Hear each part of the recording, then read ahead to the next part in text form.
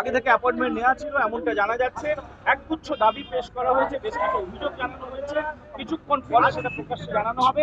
খানিকক্ষণের মধ্যে কিন্তু এই এবং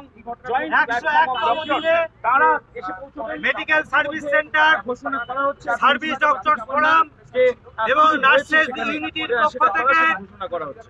ডাক্তার, নার্স, আমরা আজকে এসেছিলাম principal secretary of health Narayan স্বরূপ নিগমের কাছে দেখা করতে। আমাদের দাবি কি ছিল? আমাদের দাবি ছিল কলেজে কলেজে ওই আরজি করে, বর্ধমানে ওই সাগর দত্তে, এই সমস্ত মেডিকেল কলেজে থ্রেড সিন্ডিকেটের যারা মাথা, থ্রেড কালচারের যারা মাথা, তাদের বিরুদ্ধে কলেজ কাউন্সিল এবং অ্যান্টি র্যাগিং কমিটি যে শাস্তিমূলক ব্যবস্থা নিয়েছে, সেই কালচারের যারা মাথা, শাসক দলের যারা মদতপুষ্ট, তাদেরকে বাঁচানোর চেষ্টা যেমন উপর থেকে হচ্ছে, এখানে তেমন দেখলাম আমাদের প্রিন্সিপাল সেক্রেটারি একই জিনিস করছে। শেষে উনি বললেন, হ্যাঁ আপনাদের সংগঠন তো প্রথম দিন থেকে আন্দোলন করছে, আপনারা আন্দোলন চালিয়ে যান, আমরাও ঠিক পথেই কাজ করছি। আমরা বলেছি যে রাজ্যের মানুষের পশ্চিমবঙ্গের স্বাস্থ্য প্রশাসনের ওপর, মেডিকেল এডুকেশনের যে অ্যাডমিনিস্ট্রেশন আছে তার উপর আস্থা চলে যাচ্ছে, আস্থা হারিয়ে ফেলেছে মানুষ স্বাস্থ্য ভবনের ওপর, এমন দুর্নীতি হচ্ছে। সেই আস্থা যদি ফেরাতে হয় তাহলে থ্রেড কালচারের মাথাদের বিরুদ্ধে এক্সেম্পলারি দৃষ্টান্তমূলক শাস্তি দিতে হবে। পশ্চিমবঙ্গের চিকিৎসক সমাজ, নার্স, সাধারণ মানুষ চায় ওই থ্রেড কালচারের মাথা যাদের নাম আজকে সবাই মুখস্থ হয়ে গেছে তাদেরকে শাস্তি দিন, না হলে কিন্তু মানুষ রাজপথ ছাড়বে না, প্রতিবাদের রাস্তা ছাড়বে না। সেই কথা কিন্তু আমরা বলে এসেছি। আমরা বলেছি আজকেই শুধু আমাদের আন্দোলন থামবে না, আমাদের আন্দোলন যেমন 101 দিন ধরে চলছে, আগামী দিনেও চলবে যতক্ষণ না আমরা ন্যায় বিচার পাচ্ছি।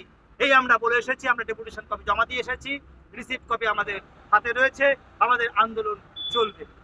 তোমার ভয় নাই, রাজপথ ছাড়ি নাই, তোমার ভয় নাই, রাজপথ ছাড়ি নাই, দিদি তোমার ভয় নাই, রাজপথ ছাড়ি নাই, দিদি তোমার ভয় নাই, রাজপথ ছাড়ি নাই। থ্রেড কালচারের বিরুদ্ধে আন্দোলন চলবে, থ্রেড কালচারের বিরুদ্ধে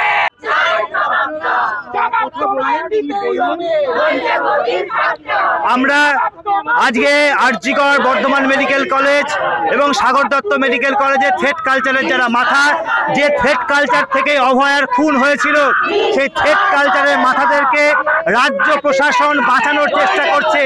আগামীকাল হাইকোর্টে শুনানি। আমরা স্বাস্থ্য সচিবের কাছে একথাই বলতে এসেছি, আগামীকাল যে শুনানি হবে সেই শুনানির দিন স্বাস্থ্য প্রশাসন, রাজ্য সরকার কার পক্ষ নেবে? ওই যারা থ্রেড কালচারের মাথা তাদের পক্ষ নেবে, নাকি যারা আন্দোলন করছে তাদের পক্ষ নেবে? তাই আমরা বলতে এসেছিলাম, স্বাস্থ্য সচিবের বক্তব্যে আমরা অখুশি।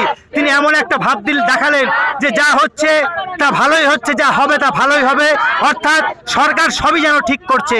আমরা তার উত্তরে বলেছি, যদি সরকার যদি সবই ঠিকঠাক করে থাকে তাহলে রাজ্যের মানুষ দলমত নির্বিশেষে কেন রাজ্য প্রশাসন, স্বাস্থ্য প্রশাসনের ওপর এত বিরক্ত কেন, এত রুষ্ট কেন? আপনাদের যদি কনফিডেন্স গেইন করতে হয় তাহলে দোষীদের শাস্তি দিতে হবে, থ্রেড কালচারের মাথাদেরকে কলেজ থেকে দূর করতে হবে। সেরকম কোনো সদুত্তর আমরা পেলাম না।